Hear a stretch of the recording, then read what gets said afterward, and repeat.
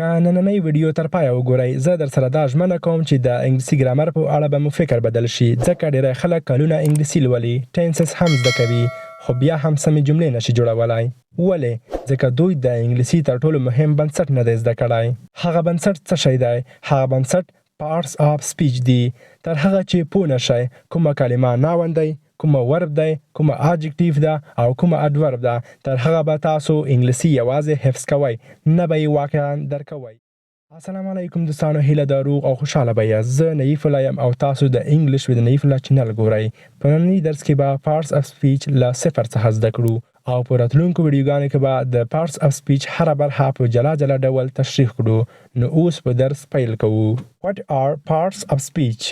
د کلم اجزاوی یا هم parts of speech څه شی دي تعریف ته ګورو Definition Parts of speech are the categories of words based on their function in a sentence.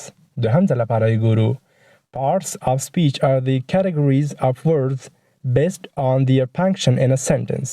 پښتو معنی ته ګورو یا هم پښتو کې تشریح کوو د دې تعریف معنا دا ده چې په انګلیسي ژبه کې هر کلمه په جمله کې یوه ځانګړې دنده لري مثلا ځینې کلمې د خلکو یا شیانو نومونه ښیي ځینې عمل څرګندوي ځینې د شیانو ځانګړتیاوې بیانوي او ځینې بیا کلمې له یو بل سره نښلوي نو د همدې دندې یا فنکشن له مخې کلمې په بېلابېلو ډلو ویشل شوي دي او دغه ډلې ته parts of speech ویل کیږي په ساده ژبه هره انګلیسي کلمه یوه دنده لري او د همدې دندې له مخې یې نوم یا parts of speech معلومیږي په انګلیسي ژبه کې ټول parts of speech اته یا نه دي خو د دې ځواب باید تاسو کمنټ کې راته ووایئ چې ولې اته دي او ولې نه دي parts of speech عبارت دي له noun pronoun verb adjective adverb preposition conjunction and interjection چې په دغه ویډیو کې به په ساده ډول در وپېژندل شي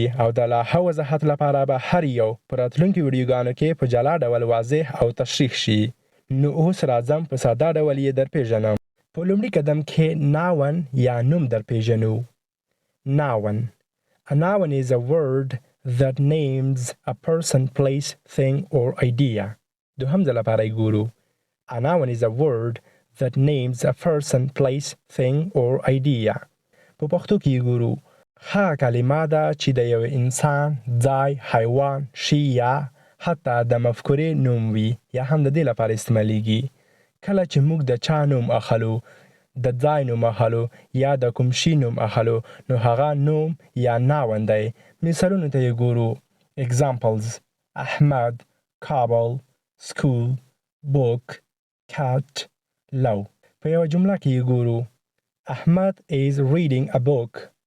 Ahmad is reading a book.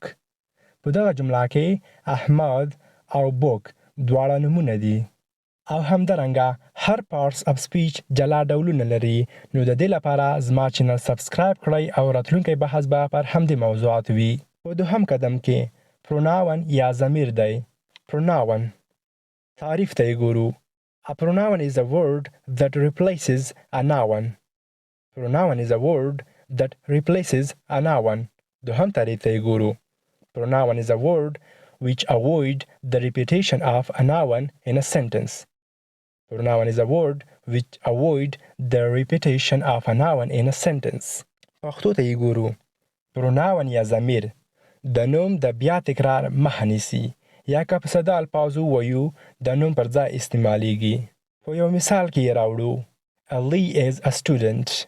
اوس د علي پر ځای موږ ضمیر استعمالوو He is a student.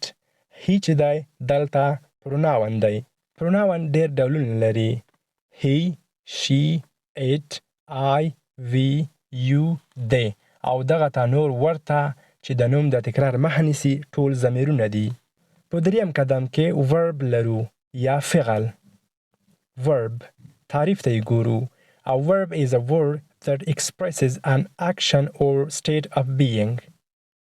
دوهم ځل لپاره یې ګورو A verb is a word that expresses an action or state of being. پښتو معنا ته یې ګورو verb یا فعل د جملې زړه بلل کیږي ځکه هره بشپړه جمله یو verb لري نو verb موږ ته دا را په ګوته کوي چې څوک څه کوي یا په کوم حالت کې دی مثالونو ته یې ګورو. go, eat, read, write, sleep, is, am, are, etc. دغه ټول وربونه وو. په یوه جمله کې یې ګورو. The boy plays football. The boy plays football. دلته plays verb دی ځکه عمل ښایي.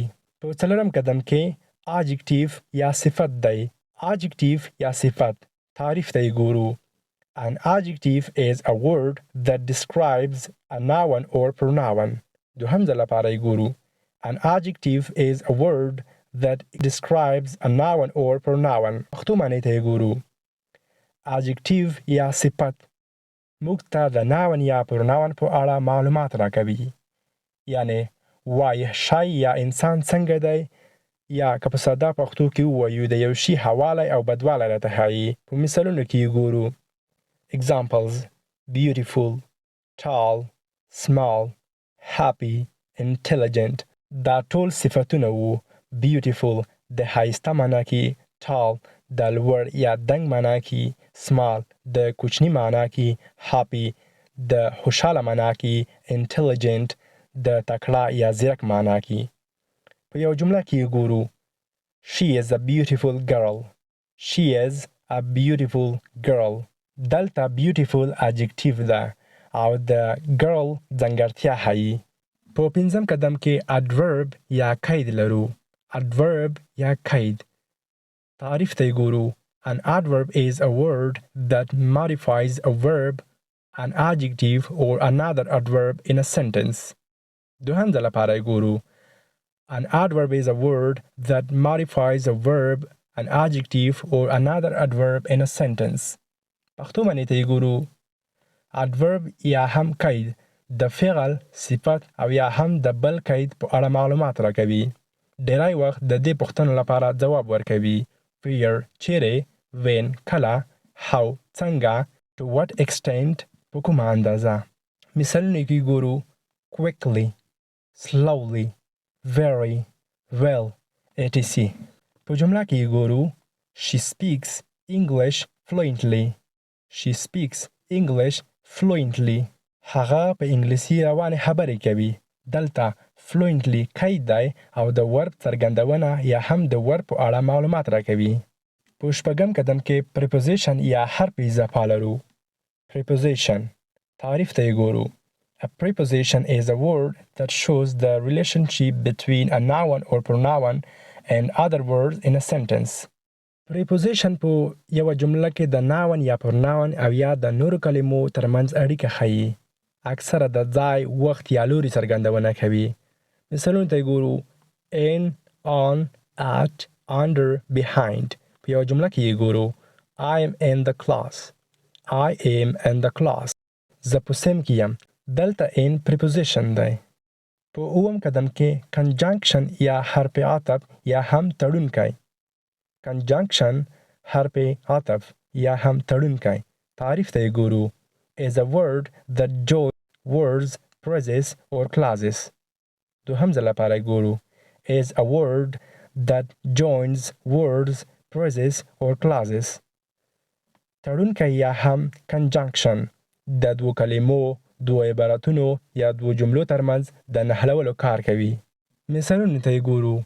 examples: and, but, or, because. جملې ته یې ګورو. Ahmad and Ali work. Ahmad and Ali work. دلته and چې دی دا conjunction دی. I am so happy because I have money. I am so happy because I have money. Because دلته conjunction دی.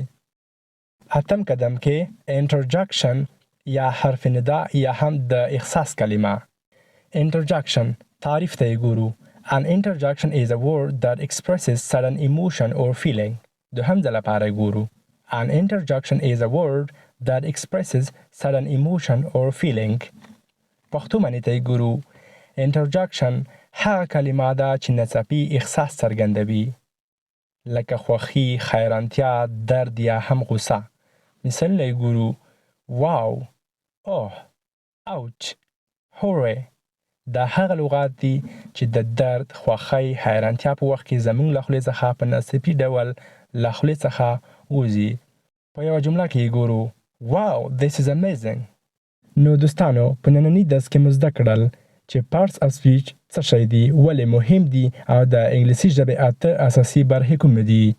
دا د انګلیسي ګرامر بنسټ دی. نو هڅه وکړئ نننی درس حد درک او یاد کړئ، ځکه راتلونکي ټول ګرامري درسونه به پر همدې بنسټ ولاړ وي.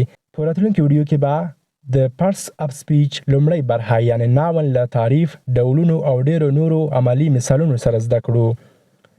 که دا ویډیو درته ګټوره ثابته شوې وي نو ویډیو لایک کړئ، له خپلو ملګرو سره یې شریکه کړئ او کله مو زموږ چینل نه وي سبسکرایب کړی نو همدا اوس یې سبسکرایب کړئ او د زنګ نښه هم پاغاله کړئ تر څو راتلونکي درسونه پر وخت تر تاسو ورسیږي.